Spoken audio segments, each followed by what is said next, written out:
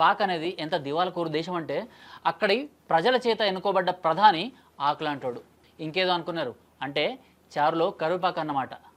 ఆయన మాటకు ఎవ్వడూ విలువనివ్వడు. అమెరికా, చైనా, ప్రపంచ బ్యాంక్, ఐఎంఎఫ్, సౌదీ అరేబియా కూడా బిచ్చం వేయాలన్నా బొచ్చె పట్టుకొని పాక్ ఆర్మీ చీఫ్ వెళ్లాల్సిందే. పాకిస్తాన్ ప్రధాని షెహబాజ్ షరీఫ్ వెళ్తే దొరికే రూపాయి కూడా దొరకదు. నరేంద్ర మోదీ లాంటి ప్రపంచ నాయకుడు మనకు సారథ్యం వహిస్తున్నాడు. ఆయన ఎదురైతే ట్రంప్, పుతిన్ కూడా గౌరవంగా లేచి నిలబడతారు. అయినా మనోళ్ళకు కొందరికి మోదీ అంటే ఎక్కడ లేని ద్వేషం, వ్యతిరేకం, వెటకారం.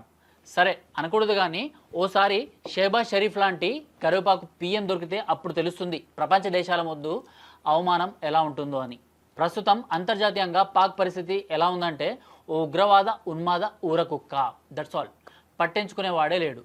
అయినా అసలు సమస్యలు వదిలేసి ఒళ్ళు బల్పు మాటలు మాట్లాడే పాక్ ఆర్మీ చీఫ్కి ఏం చెల్లింది?